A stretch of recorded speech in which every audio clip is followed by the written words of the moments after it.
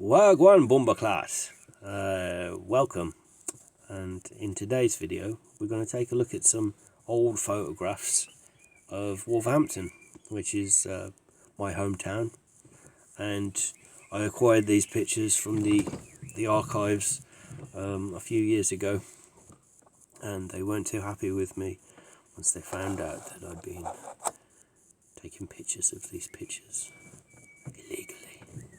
So I've just giving myself away now. They'll be hunting me down, but I'm going to start off with this one.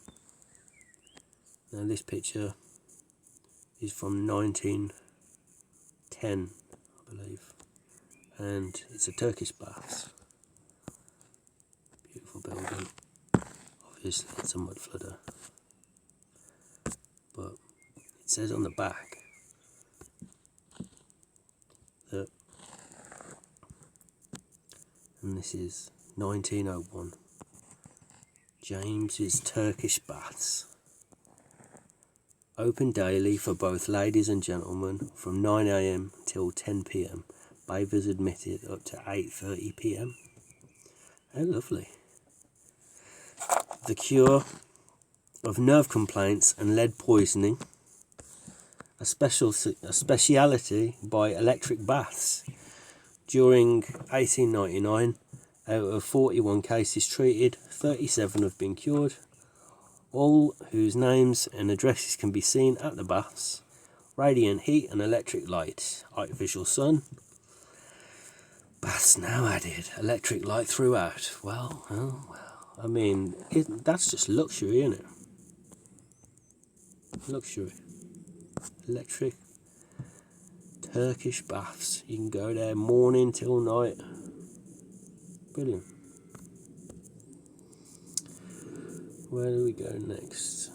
Okay, let's do this one. Wait, you see these everywhere in all these old photos all over the world, don't you? Look at the bloody height of them. Look at the height of these. These they call telegraph poles, right? It's twice the size of this house. It's twice the height of the house, and there's no lines connecting them. Yeah.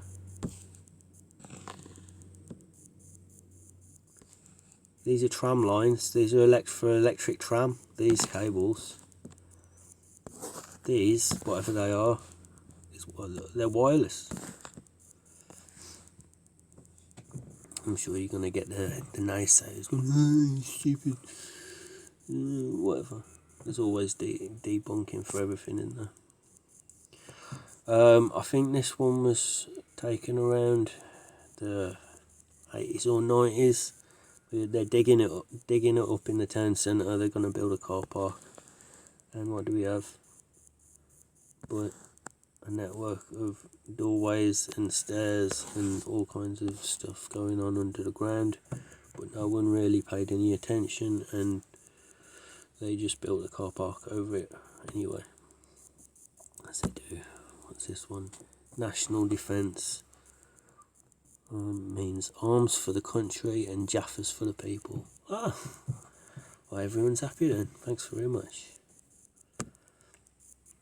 What's this one? Old colliery working under Town Hall. As you do. I mean, that's the best place to put a colliery, under a town hall. Everyone knows that. Madness. This one looks like it's that picture from The Shining. Look at these creepy M&Fs. Ugh.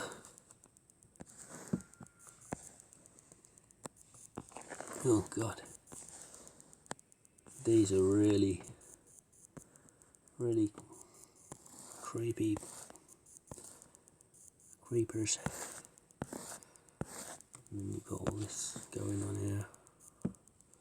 I did actually look at what all this meant a while back, but there wasn't much to it really.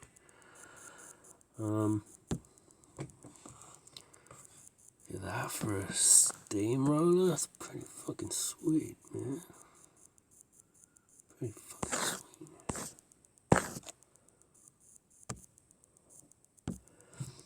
Loads of pictures of floods.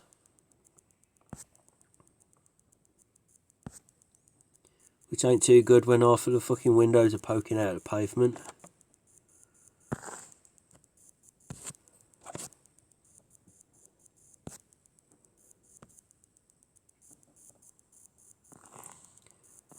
What's next?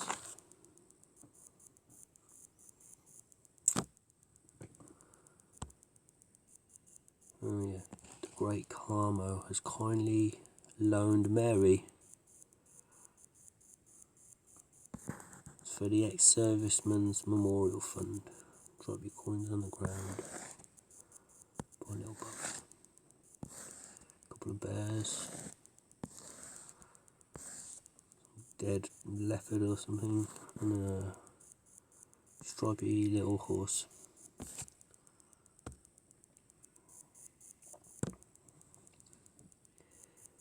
That's gone now. Yeah, that's gone as well.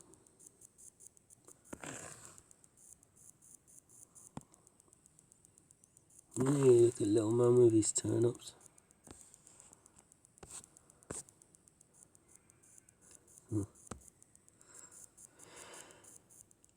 So we're going to take a quick look also at St. Peter's Church. They say that this church was built on Saxon, foundations from AD 994, right? They're basically just telling us that the building's just built on another building. But the building that we're seeing mainly was built in the 1400s. And there's a load of other nonsense in here which you can look up if you really want to. There's a Saxon pillar outside the church as well, from, they say, in its original location from AD 994. So this is the oldest thing that I could find of the church. So this is the oldest drawing.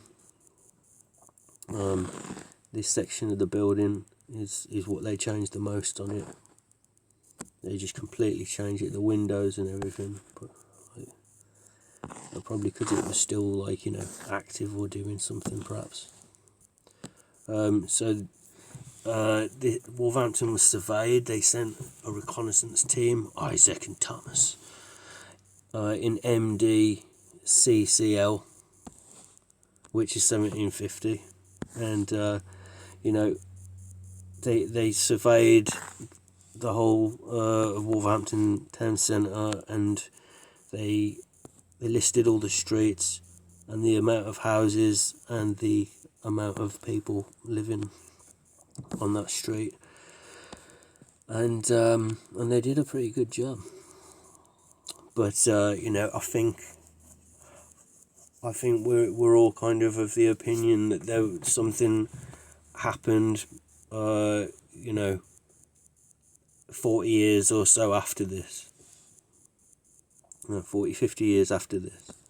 So whether they were doing it before the next reset, and they were making future plans, but then after that 1751, it basically goes right to 1837, and what you've got is these pictures from a distance. Everything, this house is half buried. They've done a pretty good job with these fences though. If these people have been living here after the last reset for 30 or something years, and they've got they've got some sheep and that, they're doing all right. Another angle there, 1837. Another one there. And then they move in 1838. This is an area out the front where we used to skateboard when we were kids, or the Cross Keys. But you know, everything's all like mud flooded and overgrown and stuff. And these are the survivors of the last reset, I dare say. They're probably like, called them like gypsy orphans or something like that.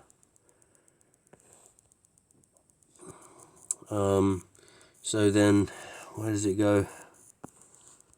1845. So that's the chancel. They completely changed this, and then it goes to pre.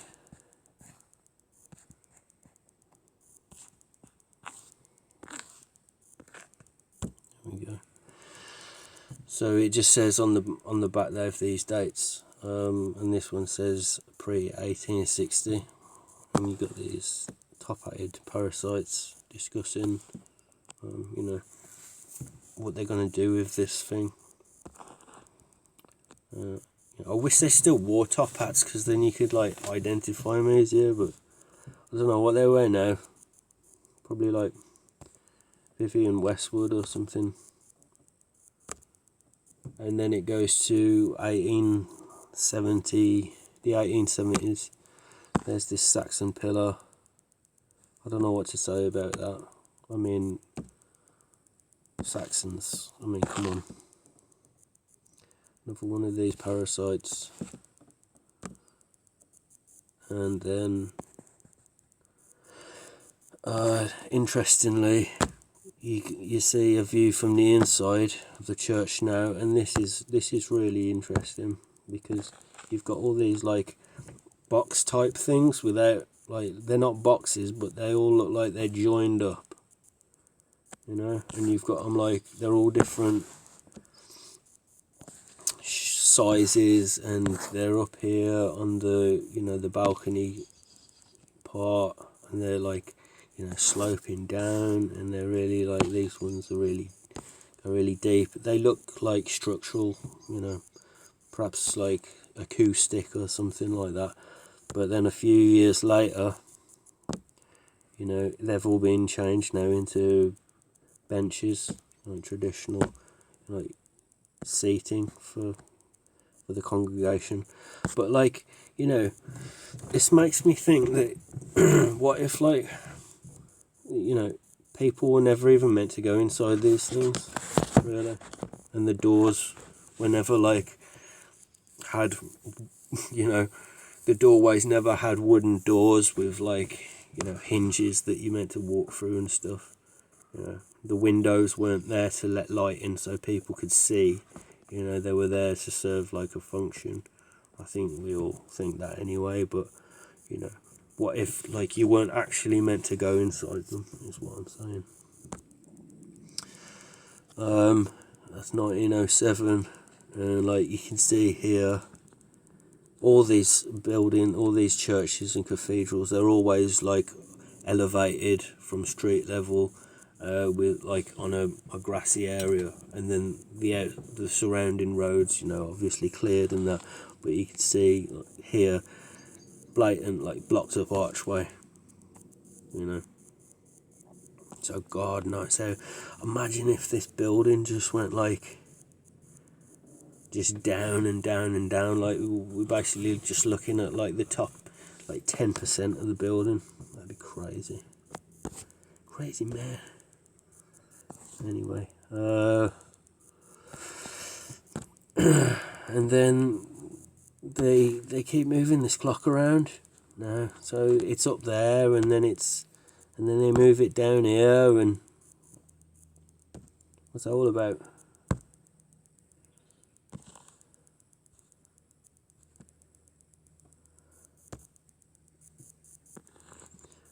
Oh, here's one. This guy looks like he's about 7 feet tall. If you compare him to this man, his dog over here. They're about the same distance away here. This normal sized man comes up to this guy's like hand there. So this is a policeman. So he must be about 7 feet tall, I reckon. Anyway, that's about it, I think. Alright, thanks for watching, guys. Cheers, take care.